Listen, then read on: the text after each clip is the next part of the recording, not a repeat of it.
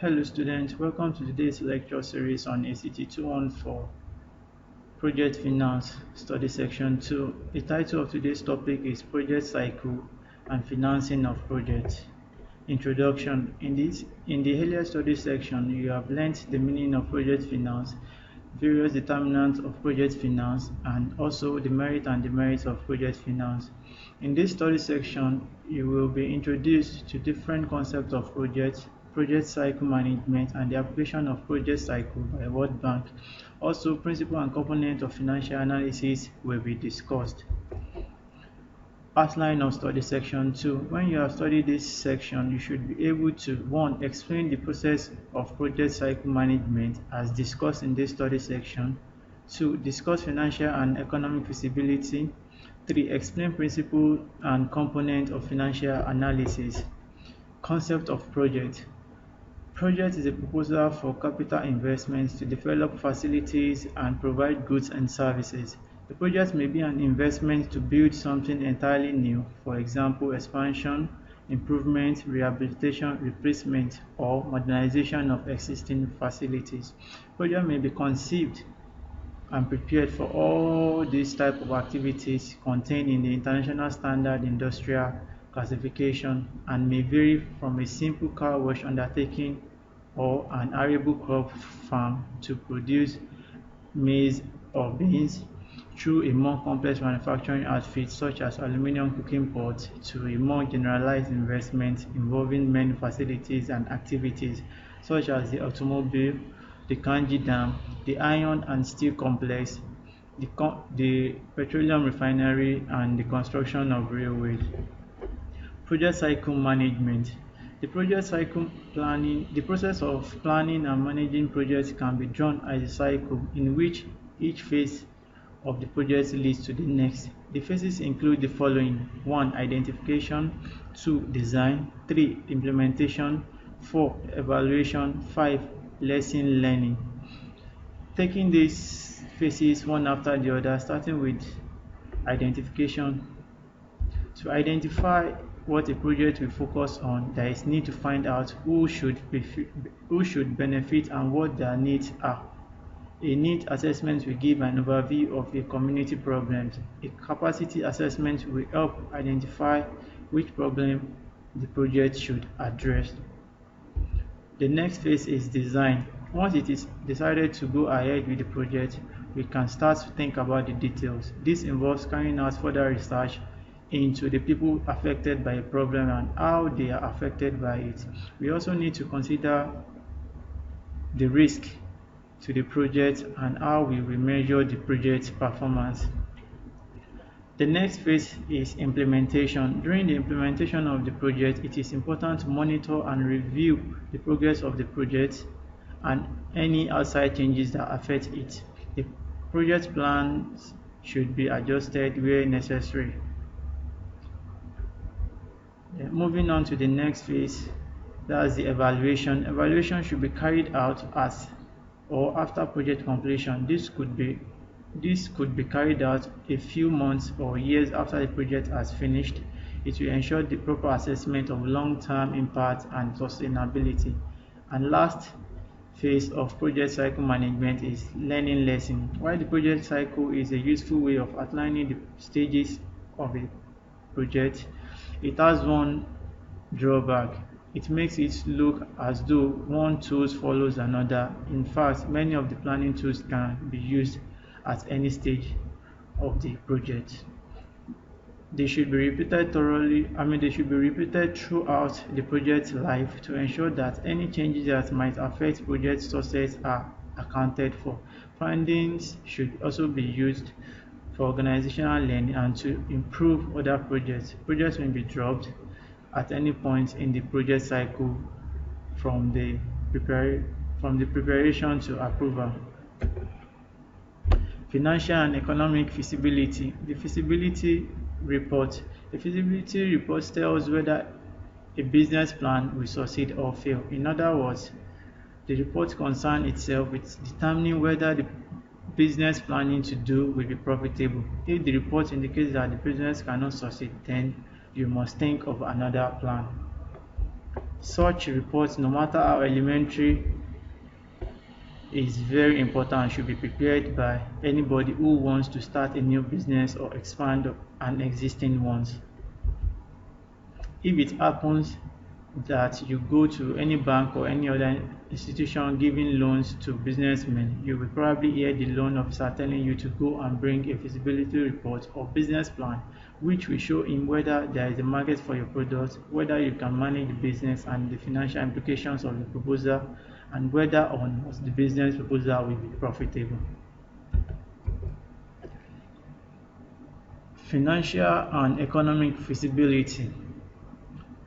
The advantages of feasibility reports.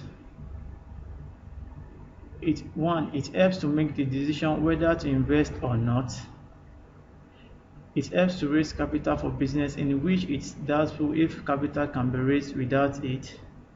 It also serves as a basis for measuring the performance of a business.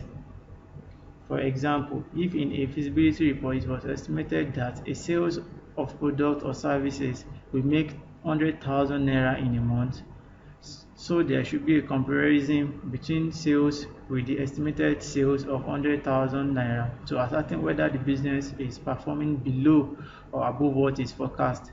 Whenever there is a significant difference between the actual performance and estimate, there is need to find out why and take corrective measures. Critical aspect of a feasibility report. No two feasibility reports are the same, but there are certain aspects of a feasibility report which every good report should have. Among these critical aspects are: 1. Size of the market for your product and services. The management team for a business, for instance, who are going to run the business are what is their background and experience. 2. Financial requirement of the business. Financial requirement of the new business. A marketing plan, for instance, how you will sell the product or service to be produced. Then the next one, determination of profitability. You must be able to ascertain after some analysis how much profit should be expected from the business. If there is no adequate profit, the proposal should be dropped. Similarly, of course, if the analysis shows that the business will make losses, it will not be wise to invest your scarce capital in it. Financial analysis. Financial statement analysis is the analysis of the borrower's financial statement as it relates to projects and the amount asked for. The first establishes the end and needs for the loan as well as repayment ability, while the second will establish how much is required, for how long, when required, and whether the loan demand conforms to the existing directives, guidelines, both of head office and of the central bank. Ratio analysis. Ratio analysis is a useful tool in financial statement and project analysis. It is used in the initial stages to reduce the large number of individual items in the financial statement for a fewer number of meaningful ratios that assist the lending officer to analyze the borrower's current position. I'll explain that again. Ratio analysis. Ratio analysis is a useful tool in financial statements and project analysis. It is used in the initial stages to reduce the large number of individual items in the financial statements to a fewer number of meaningful ratios that assist the lending officer to analyze the borrower's current position. It helps to identify critical areas for further detailed examination. The basic commonly used ratio relates to liquidity, management efficiency, leverage or debt, and profitability. The ratios are not universally applicable to all situations.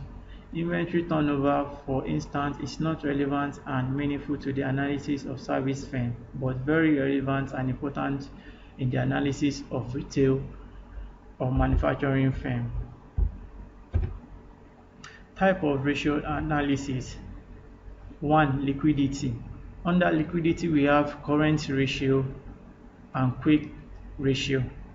For current ratio indicates the extent to which claim or short-term creditors are covered by assets that can be readily converted into cash without loss. Quick ratio, a more reliable measure of liquidity than the current ratio, purges the current ratio of lack of concern for the quality of receivable and inventories.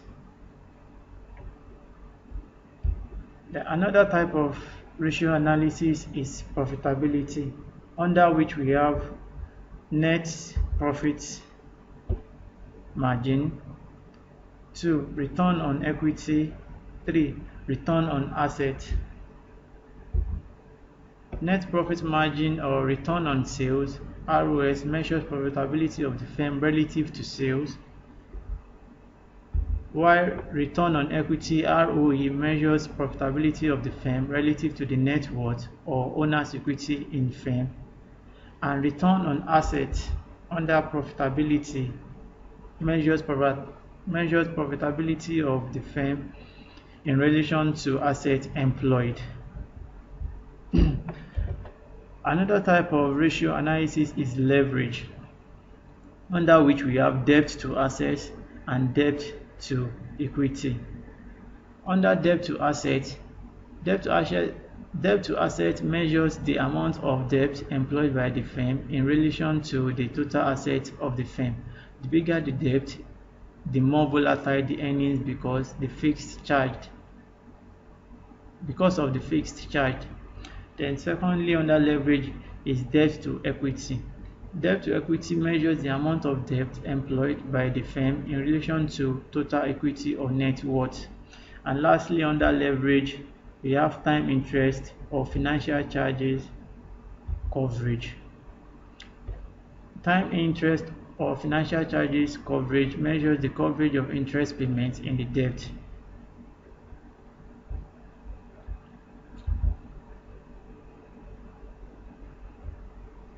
Then lastly, on type of ratio analysis, we have activity or management efficiency. Activity or management efficiency, under which we have collection period, total assets turnover, inventory turnover, fixed assets turnover, receivable turnover. For collection period measures the degree of efficiency with which management collects receivables. And the second one under activity and management efficiency is total assets turnover, which measures the degree of efficiency with which management utilizes assets in relation to sales. The next one under activity and management efficiency is inventory turnover. Inventory turnover measures the management efficiency in turning over inventories to generate profit, i.e. inventory control. Then we also have fixed asset turnover, which measures net sales over net fixed assets. And lastly, we have receivable turnover, which measures sales over receivable. I've come to the end of today's lectures. Thanks for listening. Hope to see you in the next class. Have a good day.